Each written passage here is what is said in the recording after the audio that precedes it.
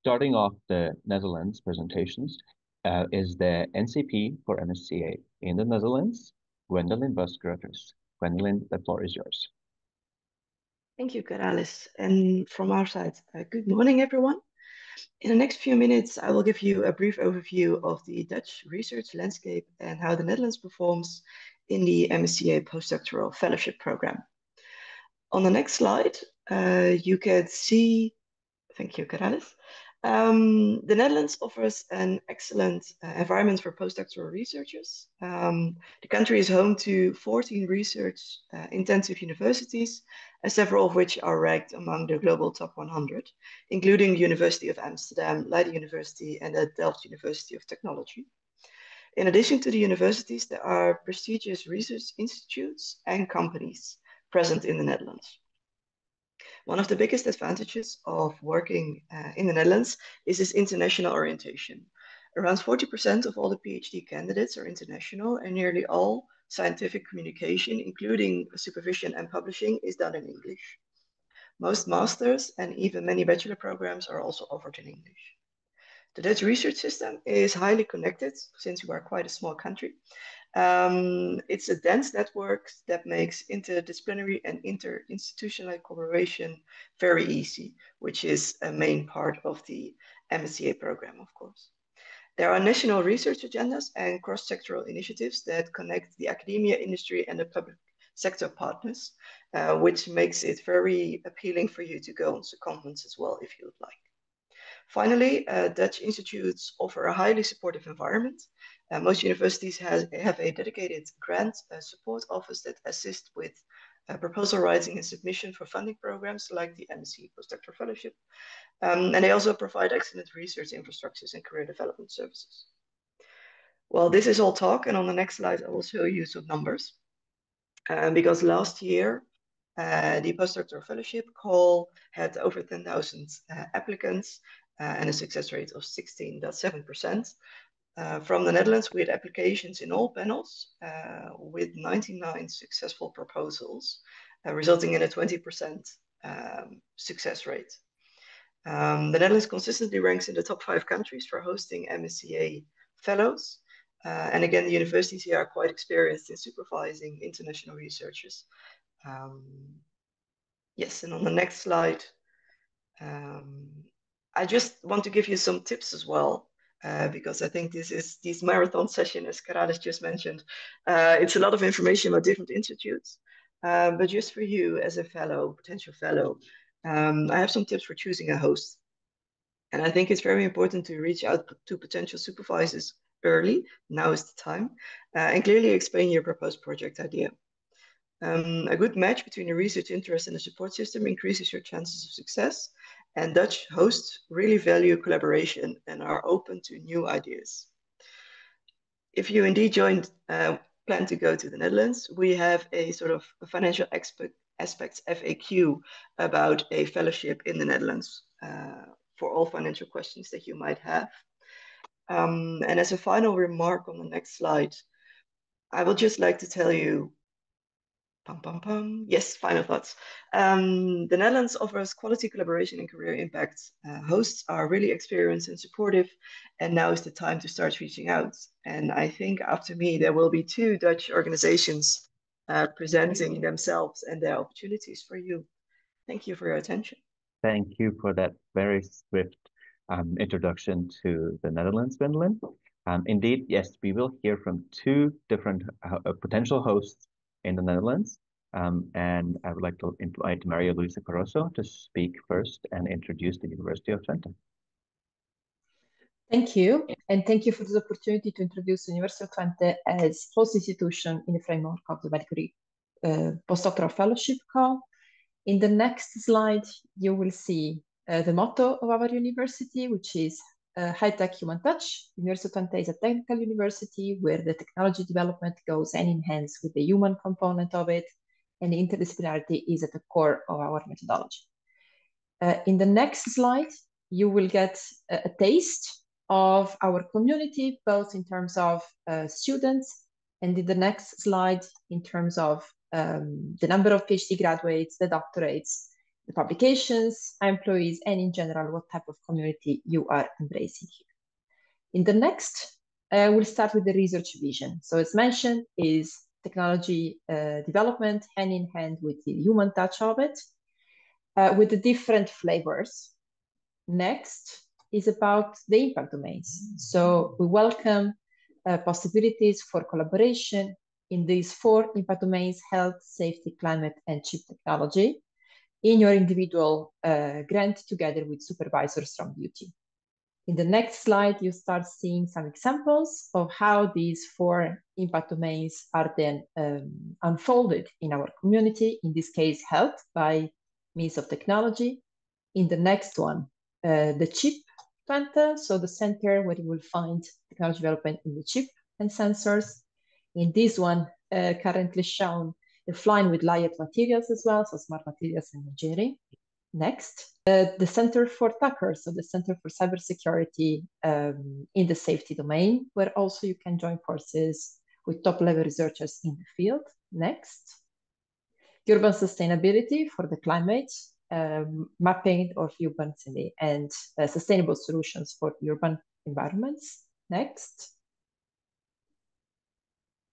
the building resilience, again, in the climate, but also in the safety domains, as in resistance for risks, disasters, but also in terms of development. Next. Lifelong learning is a possibility also at the University of Twente, both as methodology, but also in your training program, in your application for the Marie Curie. Next. Finally, research is organized at the University of Twente in 4 main research institutes. Next. TechMed for those busy in the healthcare domain. Next. MESA for those in the chip technology development. Next. The Digital Society Institute for the safety and security domain, and the Climate Center for the climate-related technologies. I would like to remind you that joining the UT also means a close collaboration with other scientific partners. As you can see, we're part of the 40U Federation in the Netherlands. We also are part of the ECIU University, so European Alliance focused on regional development. Our vision of learning and teaching belongs to learning by doing, building inclusive communities, and self-development. So this is the right opportunity for you to also build your personal learning objectives and research objectives through your Marie Curie. Education is organized within faculties, as you can see, 4 of them technical related, and 1 of them more on behavioral management and social sciences, allowing you to combine a truly interdisciplinary training component as well of your proposal. Next. How to find us? Please reach out to our PIs. They are more than happy to receive your request for a joint application in the Marie Curie Postdoctoral Fellowship call. Next.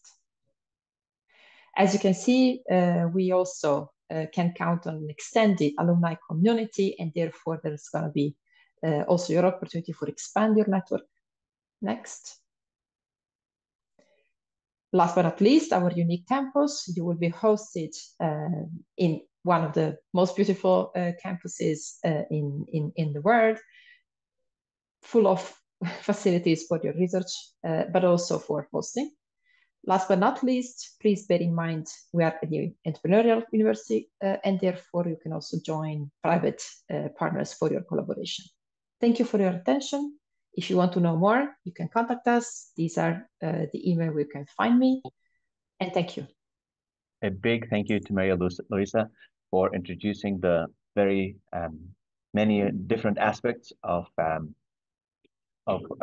University of Twente. Now on to Tilburg University, where Asel Doranoa will introduce the institution and its offerings. Hello, good morning or good afternoon, those who are in Asia. My name is Asel Doranova. I represent Tilburg University. More specifically, I work for the so-called Tilburg Sustainability Center, which is also part of the bigger university, but it's also very much embedded in the Tilburg School of Economics and Management. So I will present here a specific profiles of researchers who are really explicitly said they want to work with the postdocs and identify their research priorities.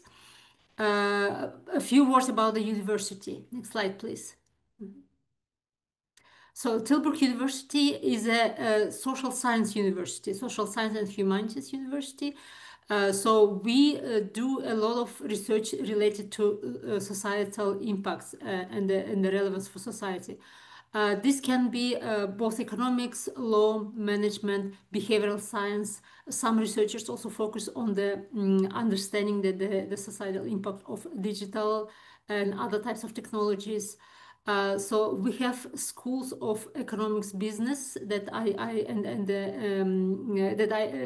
represent today, as well as School of Behavioral Sciences. We have a School of Law. We have a School of Humanities, and then we have a School of Theology. Next slide, please. Yeah, School of Economics and Management, as I mentioned, I represent today. Next slide, please.